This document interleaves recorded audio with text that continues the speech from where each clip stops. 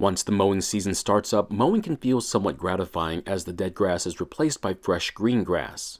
But as the months go by, it starts to wear on you, and by the time it's all over, you're just happy it's finally done. But did you forget to do something like prep the mower for storage? If you did this might happen to you then. In today's video, we're going to be taking a second look at this Troy-Bilt lawnmower, and the problem is that it hasn't been used for several months and now it won't start. For those of you who don't know, the newer plastic carbs on these Briggs engines seem to develop carb issues a lot easier than the model they replaced. However, we still need to do some diagnostic work to confirm that it is a carb problem. Also, if you're looking to get parts for the engine, you'll need to get that information from the engine. It's unfortunate, but I only got the information about the mowing deck, which isn't going to help us with parts for the engine. It's also a good idea to check on the oil level, that way we can get an idea on how this mower was maintained. And it's a good thing that we did check on it because it turns out the oil level is very overfilled. If I had to guess, I'd say there was almost an entire quart of oil in there, which is several ounces too much. Turns out there is some fuel in the tank, so let's try and see what it does and doesn't do when we try and start the engine.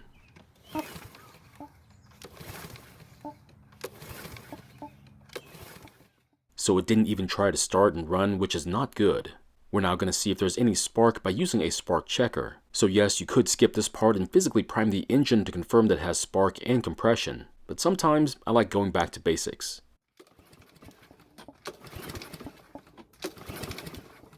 I also want to apologize for the poor job I did framing that shot, but it does confirm that we do have spark from the engine. So next we'll add some fuel to the carb and see what happens now.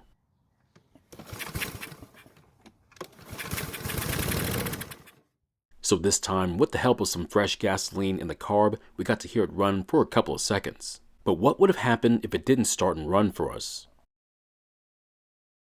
So since we have spark and I'm the one adding fuel, the next item to look at would be the engine compression. And yet another overlooked item when there's a starting problem would be the spark plug. A bad spark plug or one that's fouled with carbon or even oil would keep an engine from starting. That means a quick inspection could solve your starting problems, so don't overlook it. Now this one is fairly clean, and although I'm not a big fan of non-factory plugs, I'm not going to force a sale of a spark plug either. So yes, spark plugs are cheap, but try telling the customer that you want to replace a working part for another one. Most times, they're going to ask you why you would want them to do that because to them, it doesn't make any sense. What does make sense though is draining out as much gasoline as possible from the fuel tank. This will keep the mess to a minimum when taking off the carb for an inspection. For this one, I'm just going to use a hose to siphon out the gasoline, but there are plenty of other ways to do it. Also, when taking off this top cover, I've been told that you do not need to pry on the front clip, and instead, you can just lift the back part of the cover to free the front clip. So if that was you who told me that, thanks a bunch, I'll have to try to remember that next time. So why am I taking off the top cover and the recoil? I thought I was just taking off the carb. Well, taking off these parts will allow us to inspect more of the engine at the same time. Besides, it allows us to inspect how the linkages work on the carb too. Because this carb has an automatic style choke system, the linkages are extremely important on how it works. I have seen these systems not work like they should because they were connected in the wrong way. Also, the port on the back of the air filter base was connected to the emissions breather hose above the carb, so don't forget about that later on. This would also be a great time to inspect the way the choke system works. Just remember that the choke flap is supposed to be closed when the engine is cold. We'll then disconnect the arm for the thermostat bypass, followed by the clamp for the fuel line, and then remove the fuel tank. Now, if you wanted to, you could remove the fuel tank with the carb, but you have to disconnect it later on. Also, the outlet for the fuel tank is, in my opinion, much too long, which makes disconnecting the fuel line from it really tough while the fuel tank is in place. So doing it the way I did it seemed to make it a whole lot easier. Next, we'll carefully work the carb off the governor linkage and then remove the screws that hold the bowl to the carb. So you can attempt to do this part while the carb is still connected to the engine if you want to, but you will not get the same kind of access to the carb doing it that way. And once the screws are out, you can pry the bowl free, but get ready because there could still be some fuel in it. And luckily for us, we didn't spill any of the fuel in the bowl, which gives us a clue as to what happened to it. What you're seeing in the bowl is gasoline and a white residue. The residue is from the fuel that had dried up from last year. And the fuel that I just poured out was put into the tank quite recently. The reason I poured it out was to see if there was any water at the bottom of the bowl, which there wasn't. Because if there was, the water would try to go through the carb first, and of course that would keep the engine from starting. The most likely reason the carb is not working is because the main fuel jet is clogged. However, the cartridge might also have a clog in it as well, so it'd be a good idea to remove it and inspect it. Once it's out, we'll then need to separate it and inspect all the openings for clogs. You'll also want to be a little extra careful doing this part because you could break it if you're a little too rough with it. And even though all the openings look to be clear, I'm still going to push a wire through them just to make sure. Compressed air would probably work a whole lot better, but you're welcome to use whatever you have on hand. Of course, the most important opening we need to make sure is clear is the main jet. The problem was, at that time, I didn't have any proper cleaning wires, so to make sure the jet was clear, I used a small drill bit instead. Some would also tell me this would have been the best time to make the opening a little bit larger. However, I'm not going to do that just yet because I don't know if it needs to be done. Now, if I knew the engine was surging to begin with, then yes, I might consider doing that. The problem is that if you open the main jet to a larger size and it didn't need it, it could cause the engine to get too much fuel and cause other problems. So be extremely careful if you choose to make the jet bigger, otherwise you might have more problems to deal with.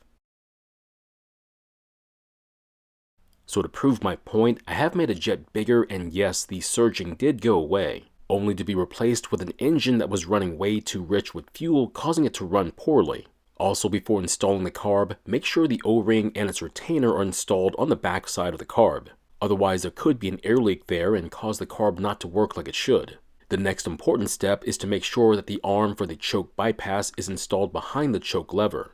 Once it's installed, move the linkage from the thermostat to make sure it opens the choke. If this arm is installed on the wrong side of the choke, it'll cause the choke to stay on and cause the engine not to get to full speed. I've seen this problem several times, and each time it was because they didn't realize where the arm needed to be. They then thought the work they had done was not correct and ended up giving the mower away. So to keep this from happening to you, take a picture before you take the parts off the engine. Once the carb is back on the engine, carefully install the air filter base and don't forget to connect the breather hose. And because most consumers don't remove the top cover, they don't notice the hose when taking off the base. That means when they put the base back on, they don't realize they're forgetting something important. And if you do forget to connect that hose, dirty air will make its way into the carb and engine.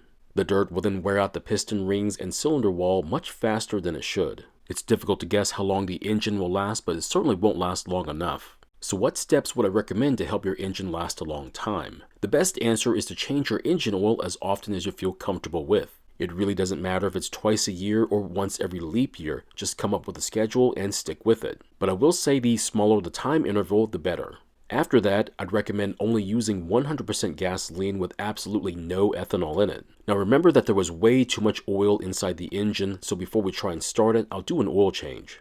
So yes, changing the oil when it's super hot is the way to go, but remember, it is just a lawnmower and you can change the oil again for not a lot of money. Also, you're welcome to use whatever kind of oil you want. You're the one doing the work, so why not choose what you want to use? Just make sure you don't overfill the oil, otherwise it could hurt the engine. And just to prove that the gasoline that came out of this thing was still good, I'll pour it back into the engine for a test start. Hopefully it starts up and runs, otherwise it's going to be very embarrassing.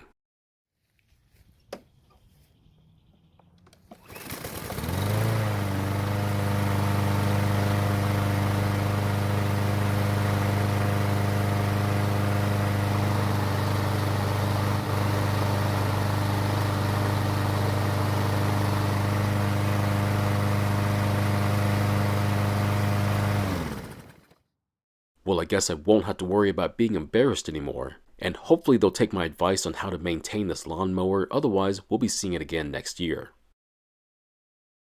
So my question is, what is your maintenance routine like? Is it just enough or do you go overboard on it? Thank you for watching. I really do appreciate your time here. Please feel free to ask me any questions about this project or about your own projects, and I hope to see you in the next video.